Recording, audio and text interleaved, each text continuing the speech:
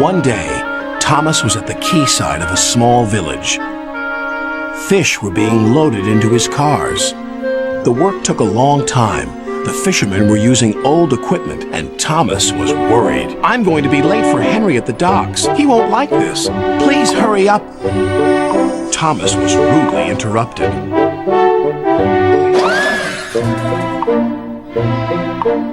His driver and fireman laughed. "Phew," sniffed Thomas. "What a pong!" He was glad when they were speeding along the beautiful coastal run. Then they saw a man waving a red flag. "What's the matter now?" "High tides are damaging the track," reported the man. "I've marked the spot. We'll go and inspect," said the driver.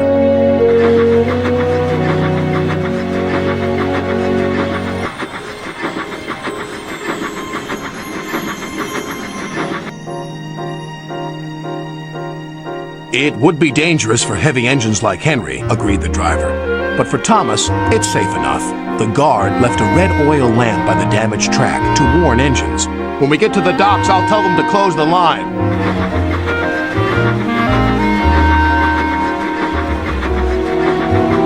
Henry was waiting for Thomas's cars.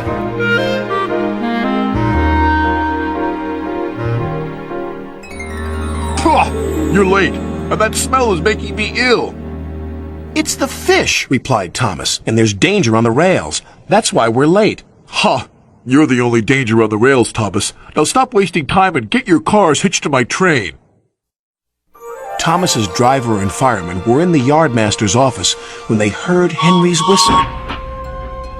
He was steaming out of the station with his long, heavy train called the Flying Kipper.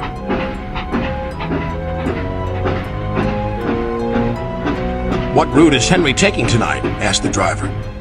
"The coastal run, it's the quickest." "But I told you," gasped the driver. "That's dangerous for a big engine like Henry." The yardmaster quickly phoned the signalman. Henry roared past the signal box. I'll soon make up for lost time.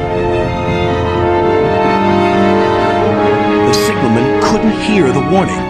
By the time he did, Henry was far away in a cloud of steam. But when Henry reached the coastal track, his hopes for a fast run were dashed.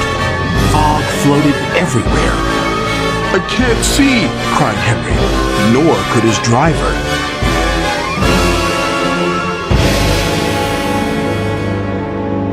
And when he could, it was too late.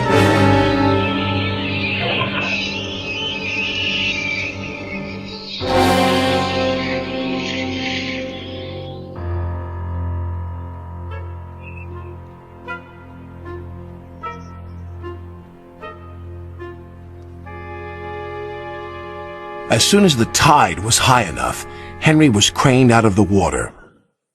"Engines don't swim, Henry. You were meant to deliver fish, not swim with them. You should know that by now."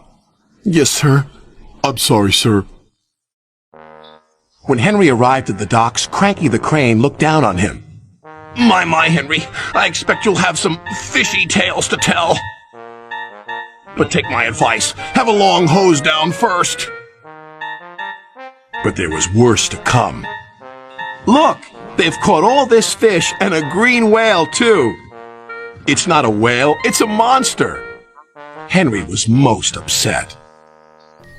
Thomas now felt sorry for Henry.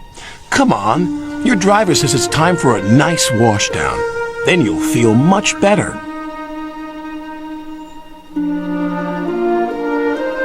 And Henry did. I'm sorry I was rude to you, Thomas. That's all right. But can you smell something? What? Fresh air. Oh, yes, replied Henry.